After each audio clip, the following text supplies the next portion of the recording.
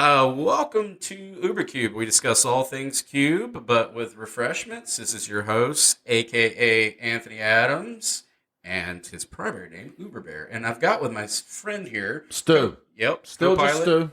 Master of Arms. That's it. Just Stu. We're still working on that. He is not allowing me to force that upon him. Nope. Yeah. I'm really voting for Storm and Stu. He's not feeling it. I like it, but it's still not happening. That was a little fallback on episode number 3. And this particular episode, we're going to be discussing all things Wildfire. But before we do that, we're going to stick with a tradition that we have started here at UberCube.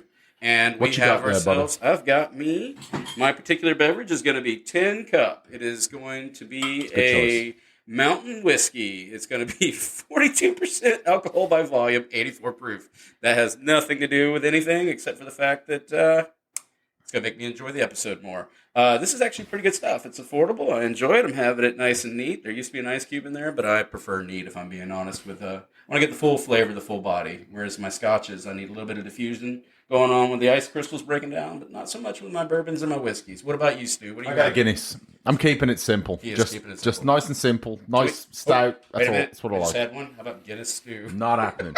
Not happening. Anyway, moving along. Episode 4. What are we talking about? All right. So, as I said before, we're going to be discussing the Wildfire package. It is a really cool little package I've got going on. It's an interesting.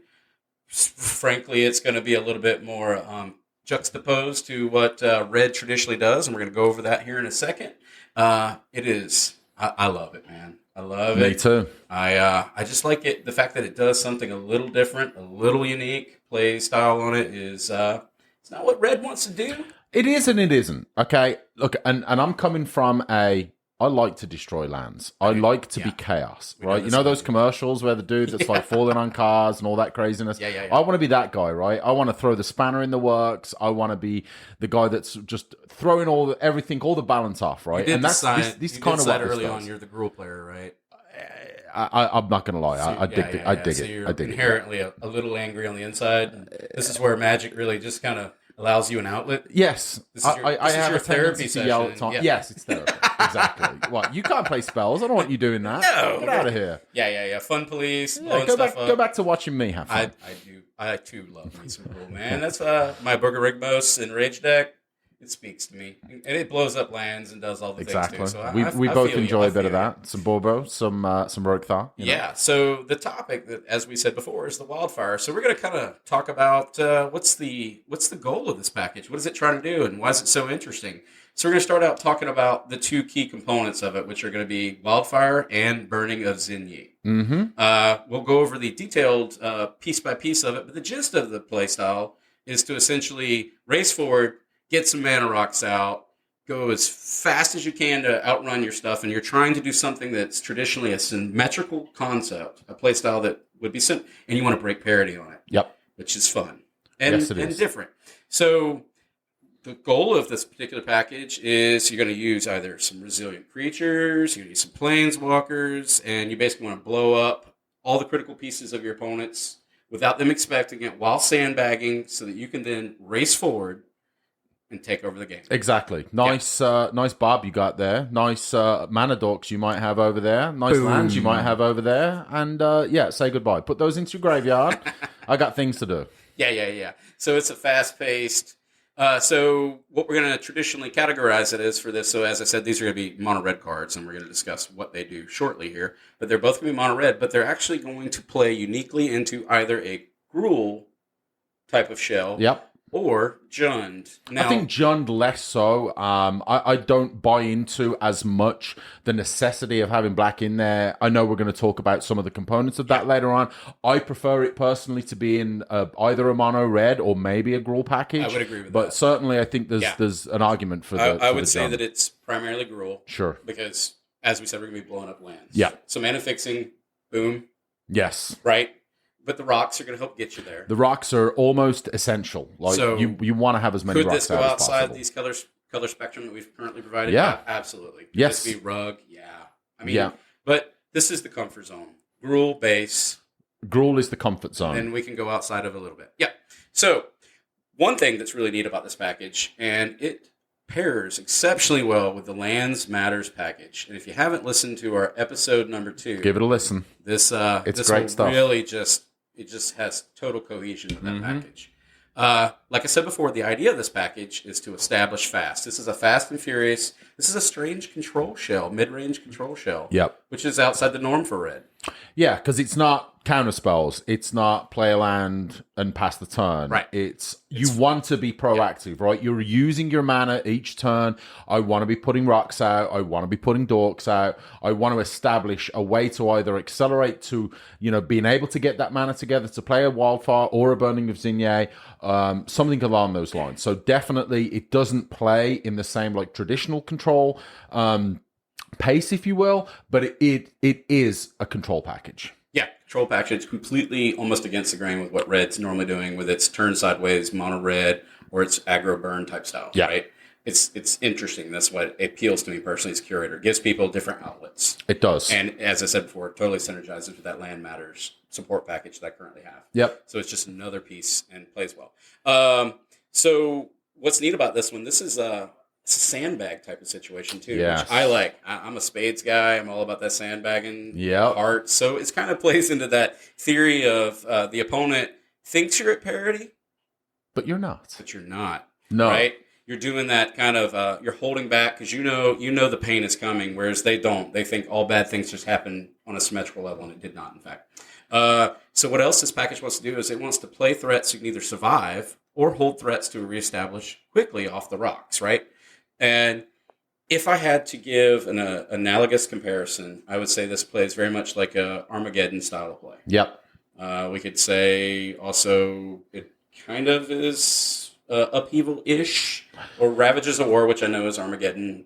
Yeah, there's symmetrical effects whereby you are attempting to play that spell, right? Upheaval is a great example, right? You play, bounce everything back to their hands, but then you are trying to establish dominance in the game by being able to react to that symmetrical effect by like, hey, I've bounced everything, but then I've got a land because I still kept my land drop, and then I want to play rocks, and then I want to play a soul ring and a mana crypt and mucks, and the whole. I want to be able to upheaval and then have 8 mana after I've played. Also, another analogous idea or analog would be Sundering Titan. Yeah. Right. So you're playing a creature out that's going to get everyone across the board. It may appear symmetrical, but you, as the player who has dropped it on the board, has planned for. I mean, maybe unless I'm playing against someone that's doing some 5-color shenanigans, and they've put all the duels and all the sharks and everything in their deck, and they've got them out. In a nutshell, this is kind of an aggressive control strategy. Yeah, you don't really want to be doing this on a defensive posture. You don't want to be on your back foot doing 100%. this.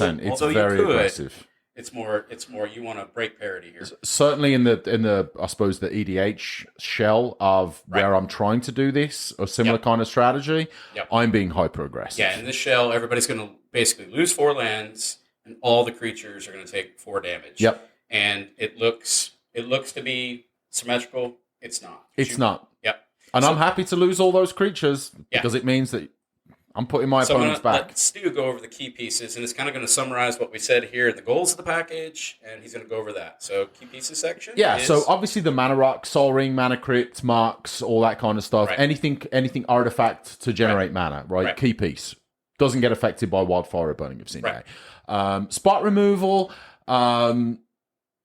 I don't actually agree with the spot removal. Yeah, I'm going to make him get there, but we're going to go through that. So we'll talk about that another time. I know you've mentioned it as a key piece. I don't know how much I really agree with spot removal. Let's go with Lightning Bolt in this story. Lightning Bolt, I don't necessarily would say it's a spot removal. It is and it isn't. Mana rock removal, like a naturalize effect, and that goes pretty fast. A braid? Because we're going to go into that.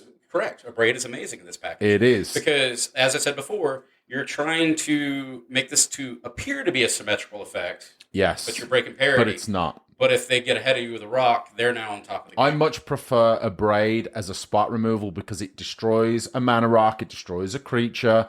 It's much more flexible rather than like a dismember or a doomblade, kind of effects. We're gonna go back and forth on that one because as we build up to the Jund package, where it's like this is gonna be truly at home as a Gruul. Yeah, we're gonna get 0 argument on that. Yeah. But I just wanted to give some accessories that'll help move it along. So tutors.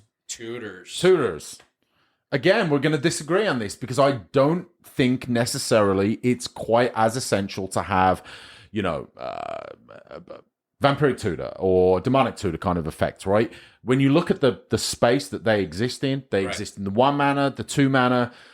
I'm trying to play artifacts. I'm trying to play a soul ring. I'm trying to play a signet or, you know, a mana dork, something along those lines. Do I necessarily want to be using my second turn or even my first turn to play a tutor for an effect that I might not be able to play for 4 or 5 turns? I don't know necessarily that I am. I'd rather put an ignoble hierarch on the board than I would, you know, flash in something like a vampiric tutor. So in our precast, pre-pod discussion, we kind of got into this one a little bit, and we did. We argued. This is going to go with, for me. So there's only 2 pieces of this package. It's going to be Wildfire and Burning of Xinyi.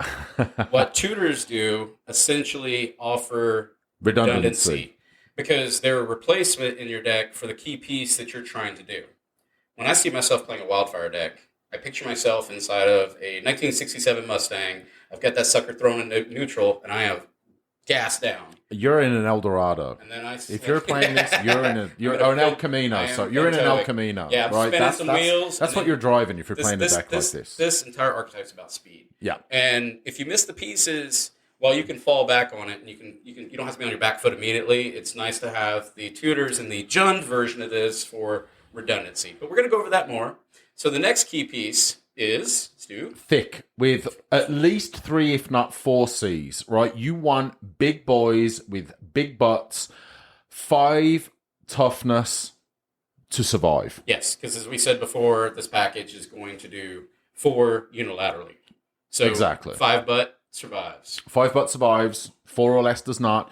And if you have the opportunity to even keep one single 5 butt creature on the battlefield and do a Wildfire or a Burning of Xinyi, you're probably going to win that game. I would say your odds are pretty strong. Yeah. So you just want, we're going to go over that more extensively, but you just want a piece that can survive this. So it's a planned attack at that point. Yes, so exactly. It's a combination of all things: sandbagging, blowing up everything at once, and being prepared for what's going to happen, and or being the prepper in this situation and having the creature on the turn before you explode it that has at least the resilience of a 5 defense. Exactly. Right? I've got my bunker that I've dug. It's got a million cans of beans and soup and all that kind of stuff and a little gas. I'm going to talk about recovery pieces, right? So these are things that you can use after the Wildfire, Burning of Xinyi, any kind of mass destruction kind of effect that allow you to break the parity, right? So what's it? It's got excavate. It's got excavator at the end. Have it spelled out. It's got an R. Ramunap.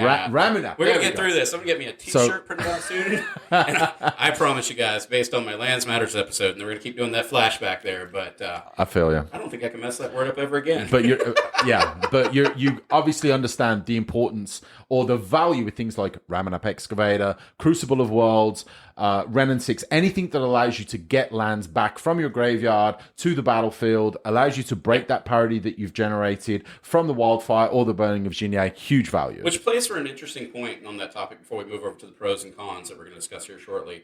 What's neat about this package is it's a timing-based situation. You can choose to play this in a couple of different ways. Your strategy can be to either get the large body creature on the field and then, pull the switch, or you can plan for the back foot and kind of prep for it and have recovery pieces in play to then establish dominance. In other words, we're going to go over that extensively. But what's neat about it is you can kind of choose the mechanism of timing. You can. And I think a strong player will be able to understand, even just based on the lands that, right, you should be able to get to a point, if you play Cube or Magic in general for an extended period of time, you'll start to figure out early on, depending on the kind of mana that your opponent's playing, even some of the creatures or whatever they're playing, you might be able to get a feel fairly early on of the kind of deck, the kind of archetype that player has put together. And that by itself will give you some direction with how to play a deck like this. So let's move over to the pros real quick. We're going to flow into that. So I'll do this one. For me, I use this a lot. Fun factor. Because for me, just like all things, fun's, it's frankly important. And whose fun is the most important? Mine? My fun. No, wait a minute. That's 2 mines. I don't know if that matches. All right, our fun then. We'll go with our fun. I like it. Another one, too, for me that makes this a cool, and it resonates with me, it's a build around. It's a build around, though, that doesn't have to fail because you chose to build around it. This is what I'm going for. Like I said, I want to spin those wheels and take off in 0 to 60, but worst case scenario, if it falls apart, a Gruul deck's a Gruul deck. I'm still smashing. Absolutely. Our Jun deck, as we're going to argue throughout this episode, I'm still doing the thing that I want to do. Another pro for it for me is, and it kind of just correlates to that, is the fast ramp. Just supports other strategies. You can feed into big green or huge stompy. I mean, you don't have to fall apart. It's just the pieces that you're putting in there are going to carry well with others. It can be also played at various power levels. And so I put in here powered, unpowered, and thematic cubes. If you're doing something that's hosting this wide diversity of 5/5 creatures or things that can survive, there's no reason why you couldn't put this in here. It's not an unfair card. I agree. And this is something that I like that we've maintained during the other episodes of this podcast, and something that I want to continue is I don't want us to be focused on vintage power level, right? You cannot treat every card with how viable is it with a vintage power cube, right? It's got to be, is it good in a vintage power cube? Sure. But is it good in a theme cube, at a pauper cube, whatever the case may be? It's important to make sure that the we're going to discussion intentionally covers them speak all. a little bit more robust, because that would be something. I have 5 cubes, and all of them have personalities. Yes, they do. And then I would ask myself which one of these personalities would like them some Wildfire burning Zinnia, right? In the current situation, it's in my powered 540, but could I maybe argue and justify putting it in my artifact cube? I could. The only problem is it's an artifact cube, and everybody's got artifacts. So it's harder to break that symmetry when the opponent across the mana rocks are going. Yeah, everybody's got a signet. You got a signet. I got a signet. It makes this harder to pull off, right? So it's a suite that, though, can pair with a lot of other things. So I love it personally. Yeah. It's great against aggro decks. And what do I mean by that? It's doing 4 damage. It's a great sweeper. Also, a neat fact about it is aggro generally runs a low mana count. So there's a good chance that you could take them off of not only their creatures, but also potentially off their mana base in general. So you could set them back, because they want to turn out turn 1, turn 2, and all they really want is 3 mana. So they may not have planned for the mass destruction that you just and the value creatures, right? I'll always bring up Bob as kind of like the benchmark for a value creature, right? It's certainly not an aggro creature, but my goodness, if I've got Bob out on turn 1 or turn 2 and I'm generating that kind of value from a creature like that, that's incredible. What am I going to do if I don't have my Bob and I don't have my lands anymore? I might have overly invested in the idea of that card exactly. So that's what's neat about this. Another one, too, is this can potentially disrupt control suites, because a lot of those will try to do 2-color, 3-color, or a man land of some sort. So getting this out could really be disruptive. Get those triomes out of there. Get whatever the AB duels out of there, the stuff that they needed to complete that suite so they could drop that fairy on turn 5. Yep. So if you can race against them, get out in front of them, you're now the control player. Exactly. And how much do you want to make the decision of, well, I could counter their mana dorks, but, are they really doing a whole lot by themselves? No. We're going to burn them. But expanding out away from just the land destruction archetype, we can go back to the big green. Do I want to, counter the wildfire? That might suck, but they might have a primeval titan coming up on the next turn. If they don't, if I counter that, is something even worse coming behind it? Right. So we're going to move on to the cons, and I'm going to let Stu carry on the cons, and I may jump in here and there, but we're going to let him kind of pace through it, and so it's interesting. All right, so opposes traditional red strategies, and I like this because of my absolute love of playing fast red, and anyone who has seen me kind of, draft the cubes that we like to do. I love me some mono white, and I love me some mono red, right? So what am I trying to do with mono red? I'm trying to play Monastery Swift Spear. I'm trying to play Goblin Guide, right? I'm trying to get out super fast, super aggressive. I'm trying to just get your life down as quickly as possible. You're not trying to do this with a deck like this. Right. So it's interesting because, these 2 cards just scream, I don't match. Which one of this is different? Which one of this is not the same? That actually appeals to me a little bit. It does to me too. Yeah, because it's just this whole standalone control package. We're going to call it mid-range control. We call it aggressive control. I'm probably using a lot of terms here that are triggering people so hard right now, but it's such a weird, fast-forward race, get in there, and then take control of the game. So what do you even define that as? It's unique. It's different. Yes, it's interesting. All right, so symmetrical damage, land loss. Yeah. Right? It sucks. Yeah. I just put some lands out, and I also played some mana dogs. You know what? my goodness, I could have 7 or 8 or 9 mana on like turn 3 or 4. Yeah. I would sure love to be able to drop a Primeval Titan or, some big dumb green beater. It creates that weird conflict. You get It is internal it's tension. Cannibalism. Yeah, because you're now deciding. It's cannibalism. Like, I'm destroying my own really advantageous board state that I generated for myself with all these lands and all these mana dorks and mana rocks, potentially. And holy moly, I could be doing something crazy with this. But instead, I'm going to just destroy everything. Why would I do that? Do you stick to the bit, or do you push forward to the prime time? I mean, that depends. What have I got in my hand? It depends on the matchup, right? Yeah. It's what you're facing. It's where it comes in. I love using that word sandbagging. You're holding up. You want them to be caught off guard, whereas you are the prepper. I hope so. I hope I can not just catch someone off guard, but I hope I can have some redundancy. And again, I'll go back to, do I have Wildfire? Do I have a Gruul deck and I have Primeval Titan? Or, some other big, dumb green or red creature, or a whole bunch of value that I can drop, and I'm denying myself doing that because I want to just destroy everyone's lands. Right, which actually leads us to the next one. I'll take this one. It's the timing issues. Yeah. This is completely based on game state. Mm-hmm. I mean, if they have the advantage on the field with the mana rocks or a creature that has it's greater than 5, it can survive Wildfire. It's a threat. It suddenly turns this off, right? It becomes completely non-viable. You're not going to destroy your own lands and your own mana dorks if you have them to turn yourself off being able to cast spells for even a couple of turns if your opponent's smacking you in the face with a 5/5. And that's where we're going to allude to the removal suite that we're going to go back and forth on. That's where but you have to be able to turn them off so that you can manage, because you want to control the messaging here. Yes. You want to be the one that knows the information. You want to catch them off guard. Yeah. But if suddenly they plug something out there that can survive it, let's say they dropped a prime time, you're in trouble. You have to remove that, or else this entire strategy is turned off. Yes. So that's where Team Jund, is going to plug here a little bit over Team Gruul. Because, man, that lightning bolt's not getting it anymore. But, yeah, that's fair. We're going to continue. I'm going to win. You're not. I'm not going to win.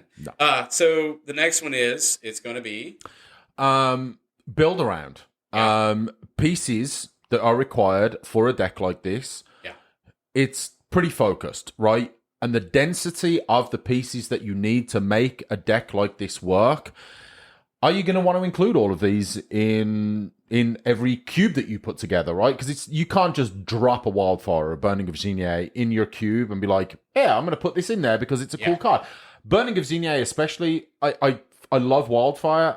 I think they both definitely occupy very different spaces in the entire of Magic. In a cube environment, they do not. You're playing one-on-one.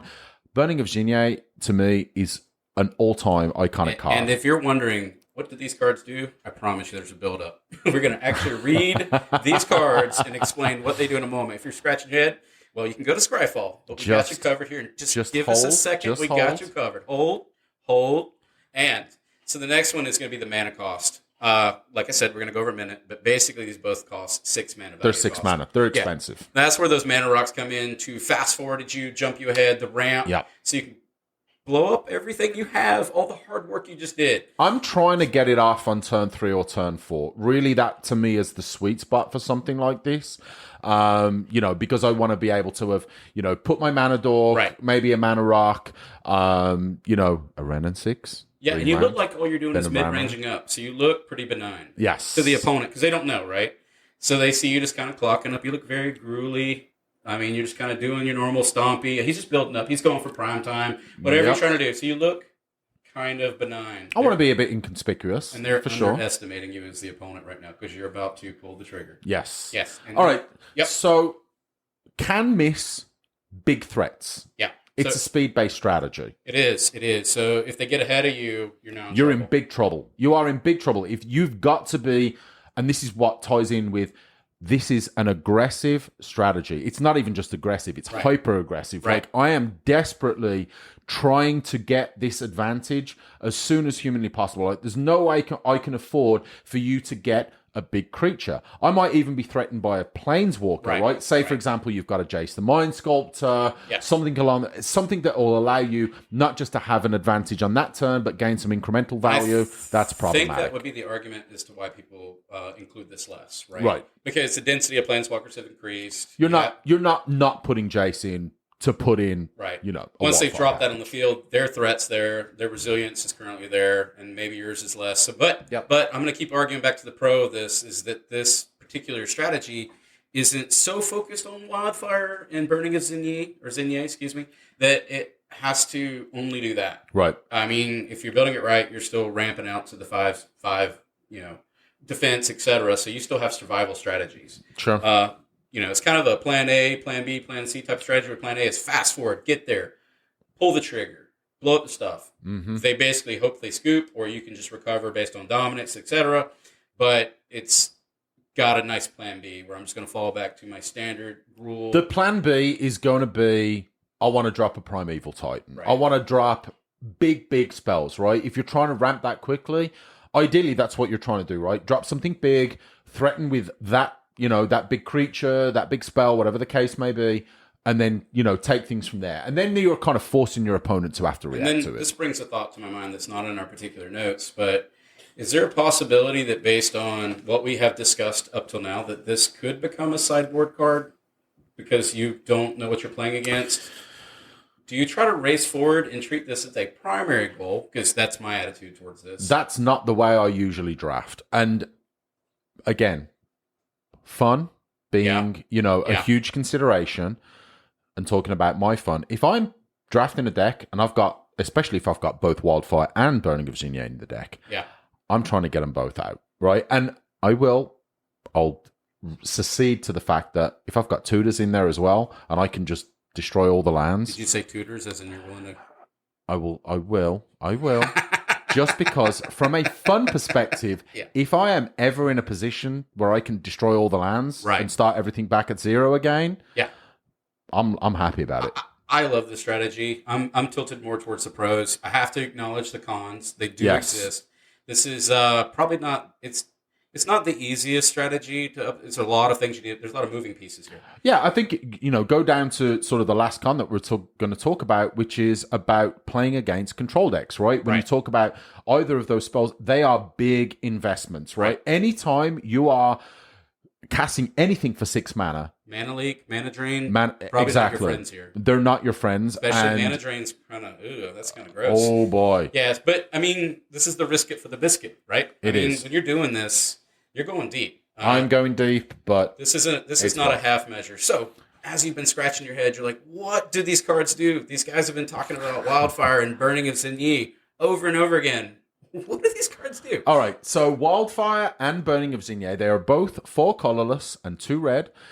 And the difference really is only that Wildfire affects every player, and Burning of Xingye affects yourself and your opponent. So it's using the mechanism of Wildfire. Yeah. So each player sacrifices 4 lands, and then they deal 4 damage to each creature. So they both have the effect of dealing 4 damage to each creature. Wildfire impacts all players. Burning of Xingye affects you and your single opponents. So here's an interesting point. So I wanted to do a little bit of research on this one and pull up a little bit of, see what Cube Cobra have going on. I was curious as to how many people are running this package. Mm-hmm. And in doing that, I found something kind of interesting that we can't quite solve. I assumed that if someone ran this package, they would want to run both. Interestingly enough, according to Cube Cobra, when I searched this, it says that 12% or 12.73, which is 7,068 cubes, run Wildfire. Yep. But what was even more interesting is that 8.19, which is 4,546 cubes, only run the Burning. It's 3-2. It's not an insignificant split. I agree that those numbers do. Yeah, they present. I thought they would be a lot more symmetrical, at least I could, within percentages, but that's pretty significant. I thought this was a package, as in this was a married couple, right? Why would you run one without running the other? So I had to think about it. So I pondered, and I think maybe it's because Burning of Xingye at one point, that was a very expensive and hard to find card. Yep. It's Portal 3 Kingdoms on the but they did get a reprint. It was in Vintage Masters, and that's why I'm currently running one. I believe I actually at one point had a substitute for it, and then I just went ahead and went deep with the package and got it in there. But yeah, that was a really just unattainable card at one point, just based on cost, being prohibitive. Yep. So I'm going to move on to some of the key pieces. So we talked about before, here's the recipe suit for how do you build this archetype and what do you do? So first I'm going to go over is going to be some key signets that are going to go within this. Whatever reason, this is where signets shine. Absolutely. This is the particular deck where you're destroying lands, you're destroying mana dorks. Yeah.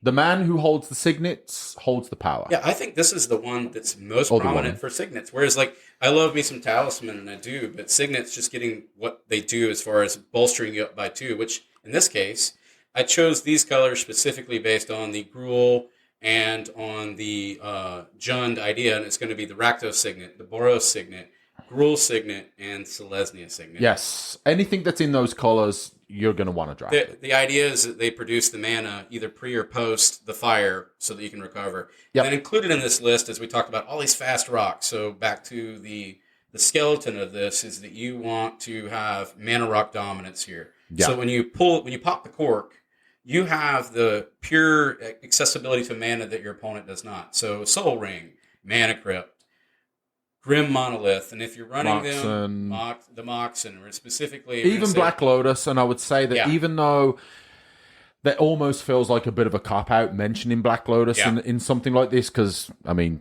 Black Lotus is just ridiculous. We did some back and forth here on the Black Lotus. Black Lotus is a one and done. I do love it. You could get one card out post the destruction that you've now caused, the mayhem, and maybe you have a creature out that's 3 CMC. You could almost Master or whatever. You could almost make the argument, right, that given the fact that you've denied your opponent of the level of resources that you have, that the power of Black Lotus is almost certainly increased in a situation like this, right? Because if you are able to Wildfire, for example, Rabbleman is an amazing example, right? If you get Rabbleman down after Wildfiring successfully, you're winning that game. You can use you can use Black Lotus to ramp into the burning of Zinyi faster. So you can turn the clock up. That seems nuts to me. But you could do it. You could get there quicker to the goal. I don't know why you would want to. Why would you not, though, if you're established already with present rocks? The reason why I wouldn't is because I would hope that if I've built the deck correctly and I have the appropriate amount of mana rocks and mana dorks, I don't want to be using such a powerful card like Black Lotus just to destroy lands. So I want to use that as a rebuild. I'm using that as a recovery piece, and I could say that it could possibly be a precursor to what you're about to do. I am really hoping I'm using that as a recovery piece. Okay, that's fair. I think that comes back to that interesting timing development on what you're... Sure. It's situational to begin with, right? All right, so we're going to go forward some more key pieces here to the soup. So we talked about it before. So this is the interesting part to me. And we're going to have a little bit of back and forth here, but it's going to be creatures that either are large enough to sustain the damage of 4 across the entire board, or they're simply resilient. So the first one, this is going to be the one that speaks to me most often. It's just because of all things it does. It's going to be Thundermaw Hellkite. And for 2 red and 3 colorless, you basically get a dragon that's a flying haste. And when Thundermaw Hellkite enters the battlefield, it does 1 damage to each creature with flying.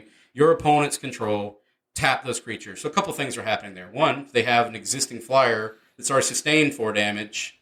Well, I mean, you ping them for 1 more. So that's a thing. Because that was one of the problems with this archetype is 4 might not be good enough. Right. This gives you the reach to a potential 5 for the threat. Yeah, and one of the reasons why I think Thundermaw Hellkite, not just Kite, is it comes in, it does 1 damage, right? So you guys got a Bird of Paradise, gone, right? So a utility creature, couple of mana dorks that might have flying like a Birds of Paradise, gone.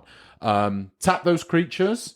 I don't know how much value that's going to have, but that little bit of extra synergy I think is really for me awesome. This is a pre-Wildfire explosion. So this is, if I was going to curve this up, let's just go with I didn't get all the rocks I needed for whatever reason. This is my turn 5, then my turn 6 is boom. That's not ideal. But we want to race forward with the rocks and get there. So the next one I'm going to go to, and this one's an interesting one, it's going to be Hangerback Walker. And I love Hangerback Walker. Tell them what it does. It did work for me. We did some cube drafting yesterday. Artifact cube. Hangerback Walker was a house. Enters the battlefield with X +1/+1 counters on it, and it costs XX to cast. And when it dies, put a 1/1 colorless Thopter artifact creature token with flying onto the battlefield. For each +1/+1 counter on Hangerback Walker, you can pay 1, tap it to put a +1/+1 counter on it. This card's a house, man. You get it out there turn 3 or turn 4, get like 2 or 3 into the X. So this is the resilience factor here. It survives by making the Thopters after you've exploded the board. And that may be the potential win con here, because after you've just completely decimated the entire field, you now potentially have 2 to 3 1/1 flyers in the perfect world here. And so it's resilient to the explosion. It is. And I would say, again, yeah, some creatures are just going to have the ability to end games. It could be big creatures, Thundermaw Hellkite. Sure, that's definitely capable of winning the game. Right. You got 3 flying creatures, you can easily win a game. If we put those two side by side, you see 2 different strategies here. So the first one was Thundermaw, that was purely designed to survive the explosion, where the second one, you're actually prepping for the explosion. Yeah, I'm more than happy. So it's different thought process. I don't mind getting my Hangerback Walker dead. Right. I want those flyers. That's what's interesting, right? And then we're going to move on to the next one, which is going to be Thragtusk. And for essentially 1 forest and 4 colorless, you're going to make a beast. And it's going to be a 5/3 beast. When Thragtusk enters the battlefield, you gain 5 life. Yep. I mean, that's fine. I mean, it's nice. Sounds good to me. And then when Thragtusk leaves the battlefield, create a 3/3 beast token, green beast token, That is the 3/3 beater post the Wildfire burning a Zinye explosion. Yep. If you've timed this right and you've ramped into it, this is a nice survival mechanism. Have you ever won a game of Magic by smacking someone in the face with a 3/3 creature? Yeah, you can. Yes, plenty of times. A little bit of a ham sandwich going on here, but it still gets it done. Right? It gets it done. It's put them on a clock, because ideally, I mean, at this point, they have no lands. Hopefully, you've sandbagged your lands, and you're now dropping them down. Yep. You have board state, and you also have the leaderboard with a 3/3. Exactly. So you're now the odd threat, it's weird. It's the dirtiest threat ever, but you're now there. You've become the control player. Listen, Delver of Secrets wins games, and that's got 3 power. Right. So I'm more than happy to smack someone's face with a 3/3 green beast. The next one I put on the list, and I'm willing to retract it based on our pre-cast discussion here, but I still have to mention it because it does the work, and it's going to be Thrun the Last Troll. So for 2 green and 2 colorless, you make a legendary creature, Troll Shaman. Thrall the Last Troll can't be countered, so it survives the blue deck. What's one of the appeals here for me. Mm-hmm. Thrun can't be the target of spells or abilities your opponents control, so it keeps it alive. Hexproof is nice. As you build up to this. This was my argument. Nice. And then it's a 4/4, but here's why it also fits well in here. For 1 green and 1 colorless, you can regen it. Yeah. So, and the reason why, there's a couple of reasons why I dislike this. Number one, I used to play a lot of mono green, right? Love me some mono green, right? Especially modern. And Thrun was kind of like a finisher. It's a 4/4. It's got a big body. It hits hard. The regeneration is real nice. Right. Is it powerful enough? We're in 2022. Is it powerful enough? At least let's talk about it from a vintage environment, right? From a purely powered environment, is it powerful enough nowadays to be included? Yeah, I would argue that. So we're going off in a little bit here, but my green, so it used to be, and this was the Unga Bunga package, where at one point green was green ramp, go to big finisher. So you're trying to get to giant monsters. Whereas green for my cube now is taking on the identity of the Unga Bunga package, which is more of a mid-range creature-based strategy. Yep. So the green has more utility, more purpose, instead of jumping. Because you had that weird gap where at one point you were jumping from almost 4 CMC as a top end for green, but you suddenly wanted to go to 7 or 8 to win the game. So the identity of green became basically get all the rather than like a Primeval Titan at 6. Right. You want to just fast forward to the fatty and go there, but in order to get this, you can have more of a selective. It creates more of a nice parabolic growth for green. So, I want it on curve. Yeah. So this is an on curve creature, mid range strategy. Is it the best? No.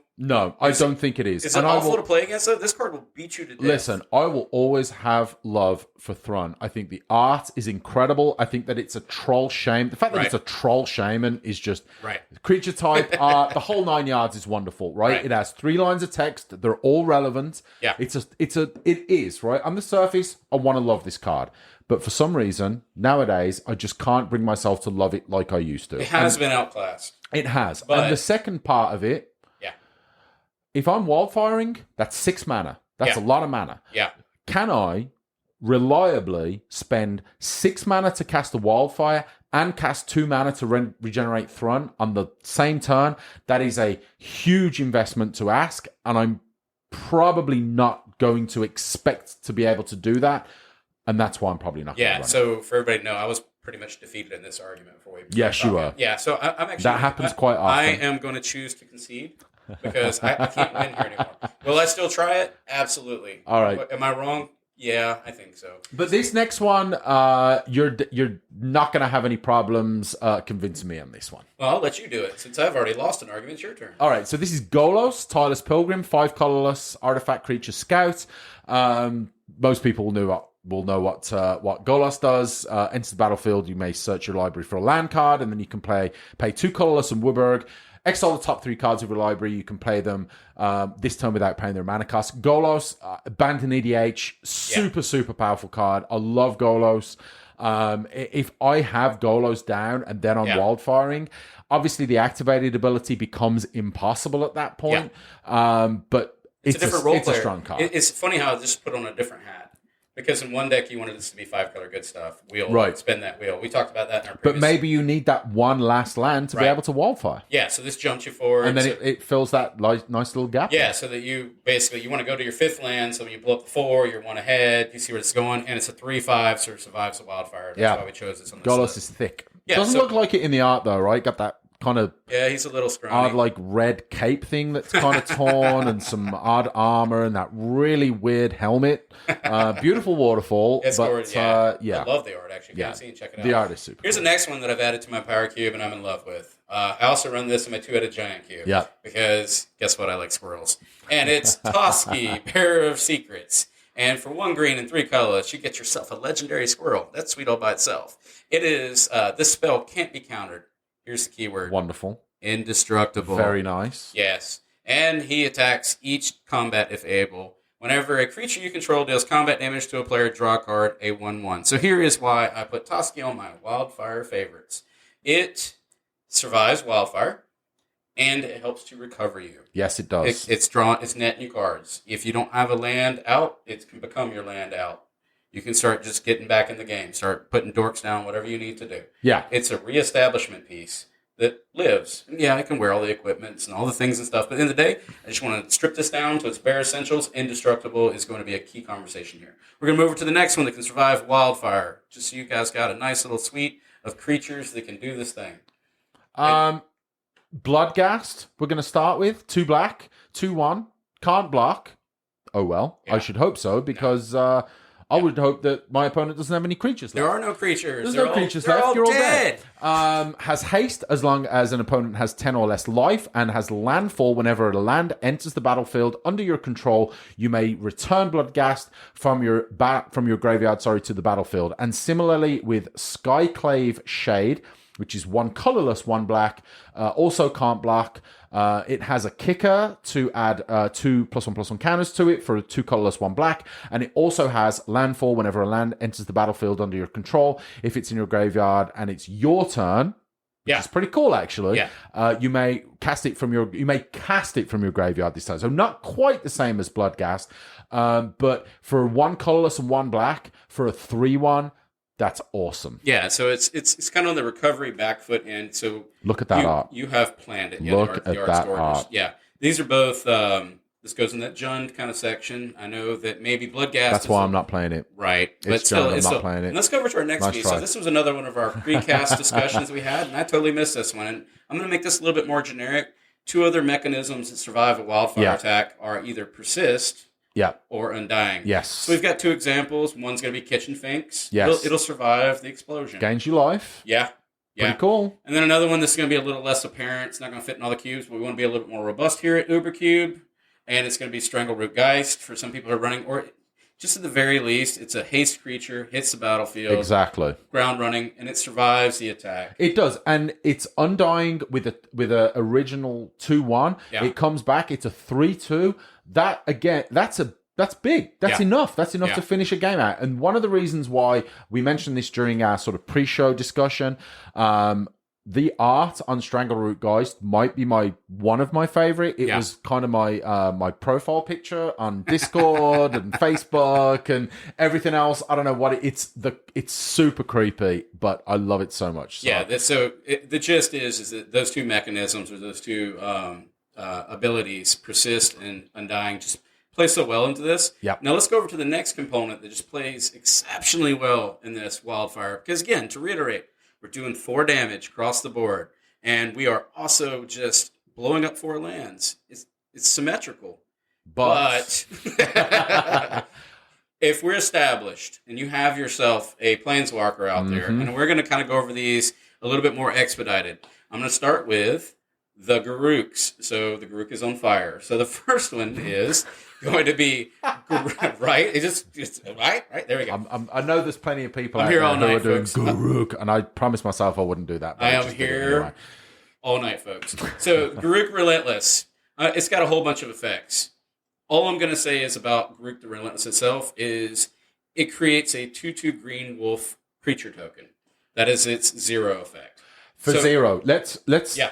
focus on that for a second. Yeah. Anything that allows you to establish a board presence, especially with a planeswalker, right? And if we're talking about the Wildfire package, Wildfire is going to strip all of your lands and all of your other creatures, right? Yeah. You've got a planeswalker out. You can start banging those 2/2 wolves out for 0. Yeah. No minus.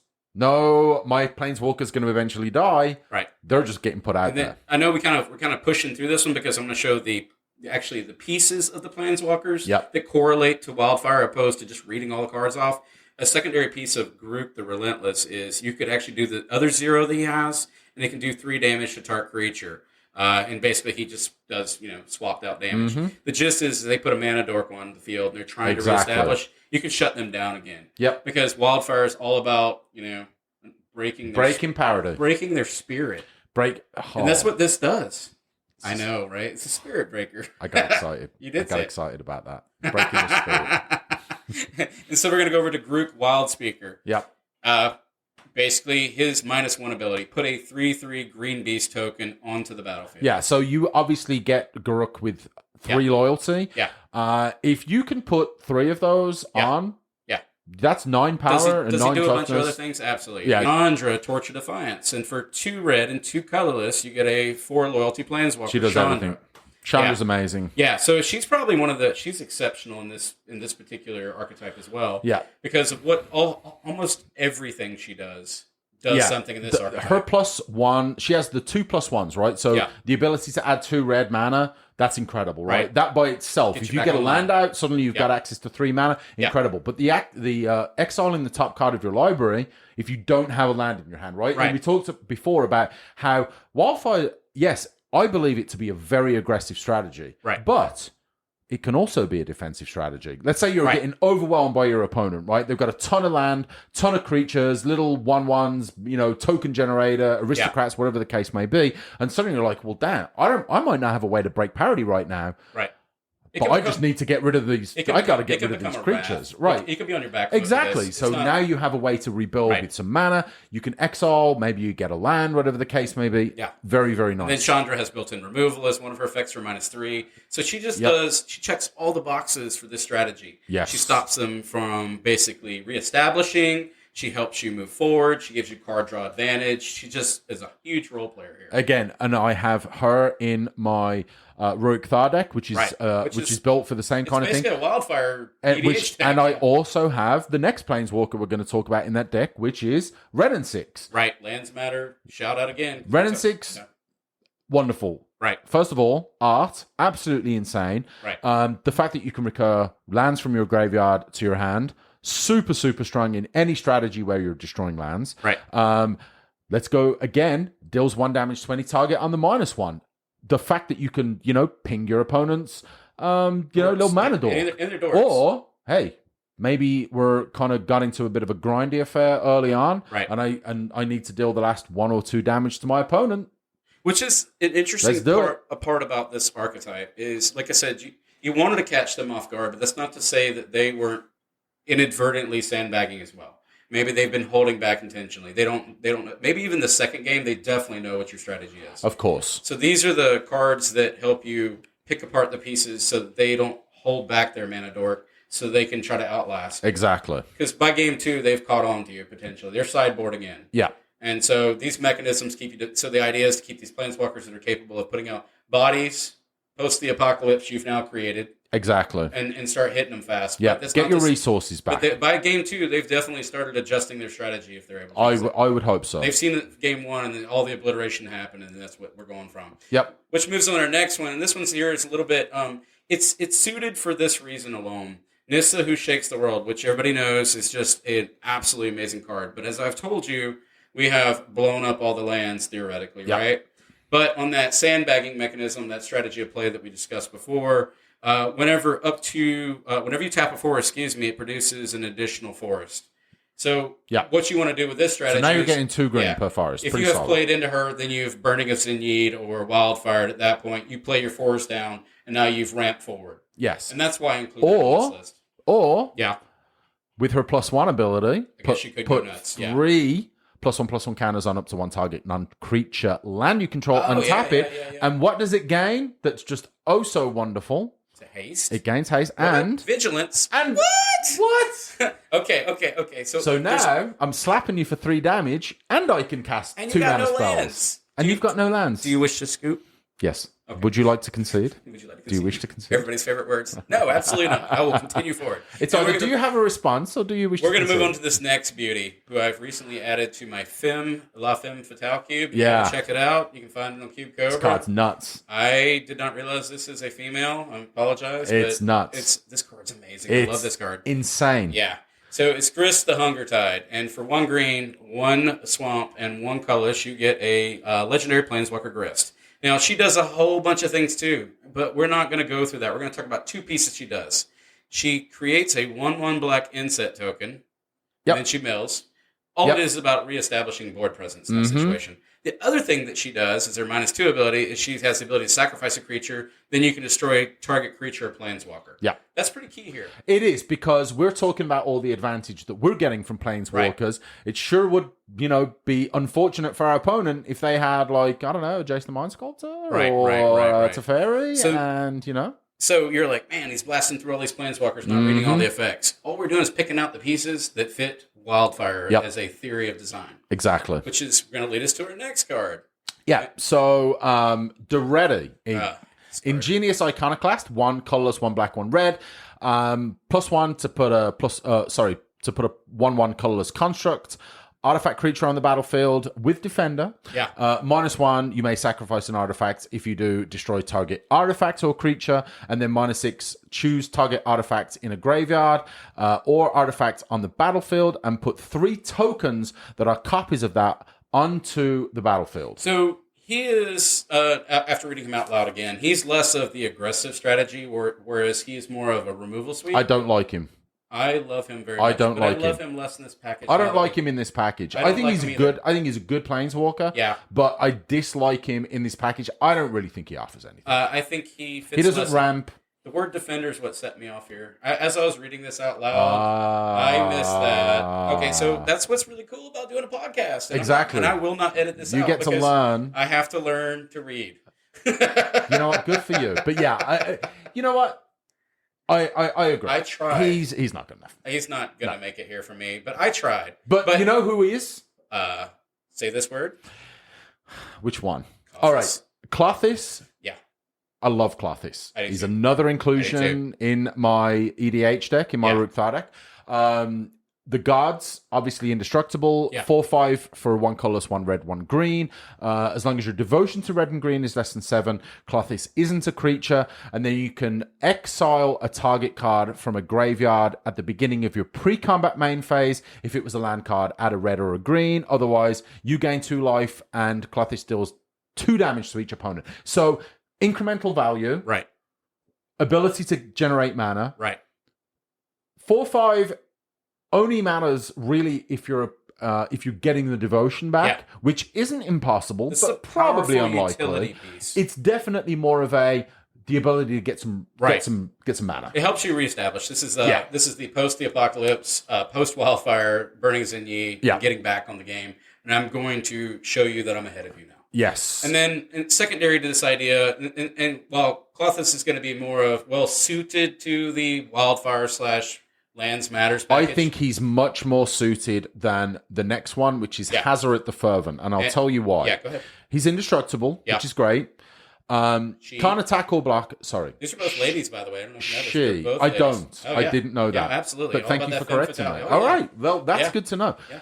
Hazoret, she is indestructible, has haste. Right. Can't attack or block unless you have 1 or fewer card in hand. Discard a card. Hazoret deals 2 damage to each opponent. Now, the fact that it's a 5/4, in fact, I'm going to take all that back. I'm less in love with You this can color. you can slam. You've only got one card in your hand. You can hit for 5 damage. Forget it. Hazard's ridiculous. Do we think? Okay, so I think you could play into this. This is more of a plan strategy. You need to empty it out and then hope that you can pop. That's where my original suited. skepticism was coming from, was the fact that you've got less chances to dump your hand out unless you're really relying on being able to empty your hand very quickly, which, hey, if you've got a really great opener, then you might be able to do that. Now, this is you'd have to really play into this one. This one takes even setup on top of setup, I think. Now, the more I've read it, the more I've pondered on it, and I would say that I don't know if this is well suited. I'm not sure I'm too crazy about either of them, to be honest. Because you have to have the mana to do all these things. But Clothies is giving you mana. Clothies is giving you mana regardless, right? Oh, yeah. Well, yeah, Clothies is going to make it. Because you're exiling land cards from a graveyard, right? You're exiling your opponent's lands, for sure. Yeah, I'm not in love with Hazard as much as I was.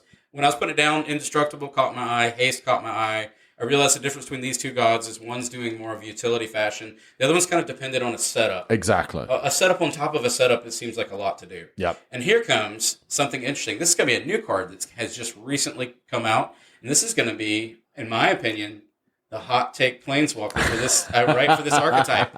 I'm going to give you guys this. I don't know if people have considered this for Wildfire. Maybe not. But this is going to be pretty dope. And it's going to be Minsk and Boo, Timeless Heroes. Mm-hmm. And for 1 green, 1 red, and 2 colorless. Two colorless, 1 red, 1 green, yeah. Yep. I did do that backwards. Dyslexia came online there. Sure. And Legendary Planeswalker, Minsk. Minsk. We're going to get it right eventually. When Minsk and Boo, Timeless Heroes, enters the battlefield at the beginning of your upkeep, or at the beginning of your upkeep, you may create Boo, a legendary 1/1 red hamster creature token with trample and haste. The +1 for this guy is going to be put 3 1/1 counters on up to 1 target creature with trample or haste. Boo. And the -2 is going to be sacrifice a creature. Boo. When you do, Minsk and Boo, Timeless Heroes deals X damage to any target where X is the creature's power. If you sacrificed creature named Boo was a hamster, draw X cards. Yep. Okay, so here's why I'm Wildfire in this. So before I Wildfire, I drop this down, and I now have potentially, when it enters the battlefield, I've got a 1/1 red hamster just on the ETB. And then I'm going to go do my +1, and I'm going to make a 4/4 hamster trample and haste. I can choose 1 of 2 lines here. 1, do I hold up the hamster to defend the Boo? Or the Minsk, or do I attack? So you have options afforded to you. Yep. Then my second play is potentially go ahead and explode the board. And yes, unfortunately, Boo's not going to make it. If you have the ability to get this down, right, tick it up. Yeah. Or just get your big thick hamster. Explode the Boo before you blow up. I am exploding the Boo. Exploding the Boo, yeah. And then wildfiring. And then wildfiring, right? That would be rather nice. Right. And now I've got 4 cards. You've got no lands. You've got no creatures. Yeah. Hopefully. So now I have now equipped myself. Not only am I a prepper, but now I'm ahead of the game. And then, yes, I have to wait till my next turn, but you now have no lands. I then get another Boo that's going to enter as a 1/1 hamster. Absolutely. And then I'm going to clock them up and put those 1/1 counters on there, 3 of them. And now I've got a 4/4 beater coming at you with trample and haste.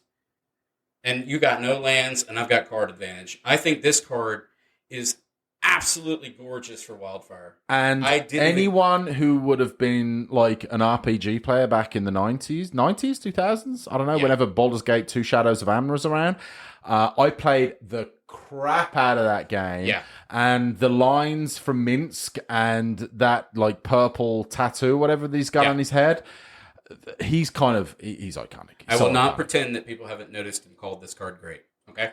I know they have. It's awesome. I just want to call it great for a different reason. I'm trying to get that Wildfire back because we're going to get that 12% back up to. We want to see more people play this package because this package is amazing.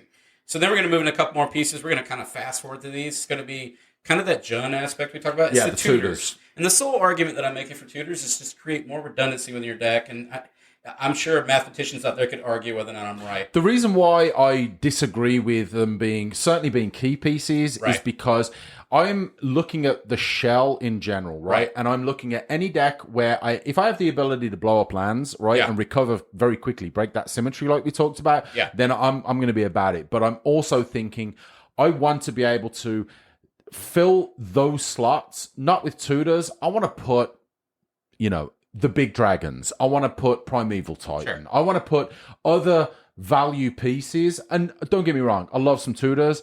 I just don't know if I'm necessarily going to call them key pieces. I would be tempted to draft the initial shell as Gruul, and then potentially sideboard in or splash black as needed, just based on consistency, right? So Gruul's the heartbeat of this idea for me. Yes. But then if I have to deal with threats, then I need to be able to be equipped. So Sure, why not? I think while you're drafting this, it might be a good idea to pull in some black key pieces. And maybe you're using it to grab a Soul Ring or a Mana Crypt or a Basalt Monolith or a Grim Monolith. It wouldn't hurt for your Signet Suite to have a little bit of this. Or a Signet. The splashing black definitely would help you deal with some situations, because if you're just going all Gruul out and you can't get that ramp fast enough, it's a nice situational plan B, in my opinion. Yeah, that's my argument for it. I wouldn't come out the gate as Jund, but I feel like you could be equipped for it. Which leads me to the spot removal suite.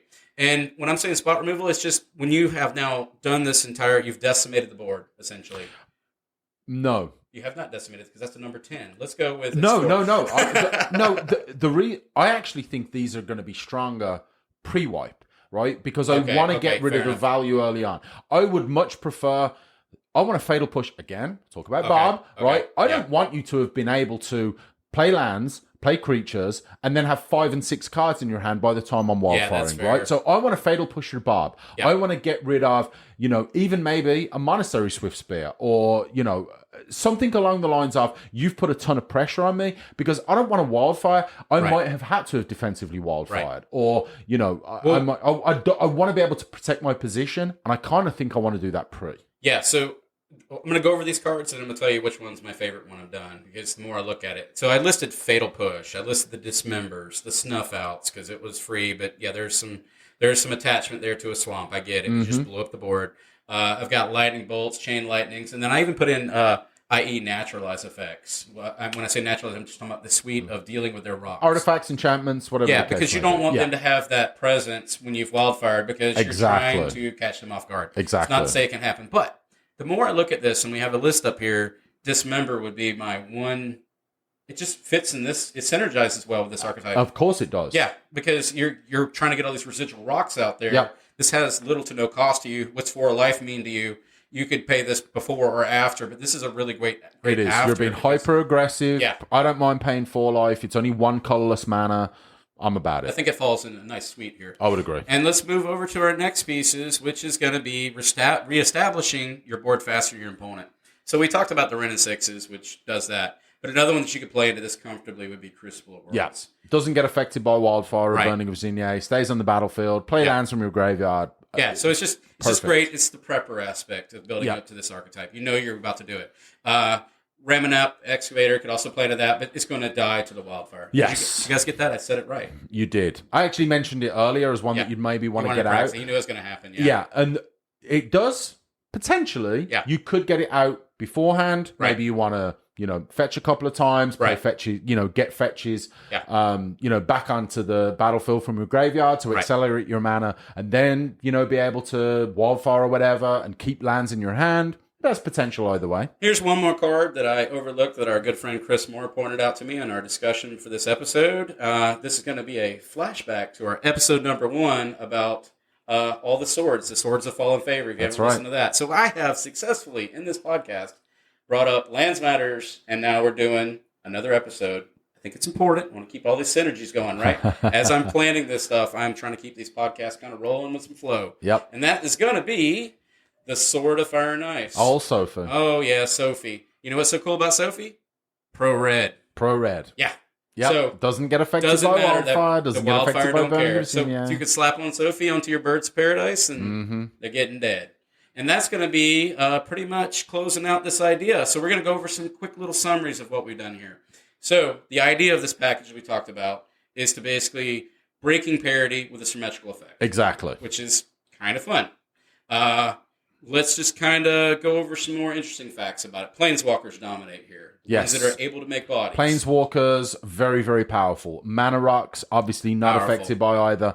Very, very, very strong. Creatures that are resilient. Indestructible creatures. Yeah. Creatures that will come back with either... replacement effects. Yeah, exactly. Or, Undying or Persist, anything like that. We didn't go too much into, a package with that. But you already mentioned it's not something that's really popular in a Vintage Cube environment. Well, yeah. But maybe it's something, if you have any kind of custom cube and you have a undying /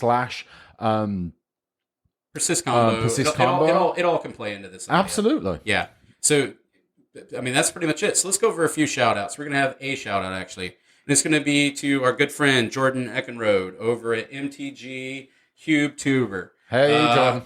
This guy, again, I can't stop talking enough about his videos. He just put out the Devoid Cube video. You can find it on his channel, MTG Cube Tuber on YouTube. Yep. Oh, man, it is slick. Yeah, I mean, he just continues to crush the game. Oh no, we keep talking about it. Great content, man. Yeah, Jordan, I need you to make a bad video so I can stop talking about it. I don't think that's gonna. Yeah, man, he's a great dude. He does a good job. He just goes over very unique cubes, talk about the aspects of it. He hypes people up. Just a good dude in general, and then he gets constructive feedback on what he finds in the cube. He's done that for me. He's fixed a few problems in mine. I think he pointed out my Femme Fatale cube was a little aggro heavy. And he gave me really strong constructive criticism on it. And I feel like I fixed it. So, yeah. Thank you, Jordan, for all your hard work. Man, you guys check out his channel. He's just crushing it.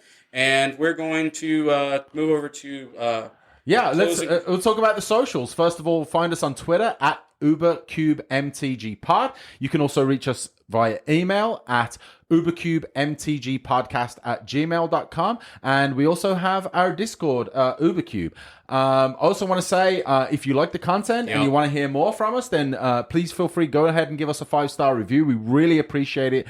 Gives us the chance to reach out to more people, get more people involved with the Cube community, and get more people to find the content. So if you have can find a us minute, on all your major pod players. Yeah, so, absolutely. We're on iTunes, podcast, Spotify, the whole 9 yards. Feel free to give Check us us a good out. review so we can just keep the content flowing. And pretty much that's it. I want to say, as always, happy cubing. Happy cubing. And we're out.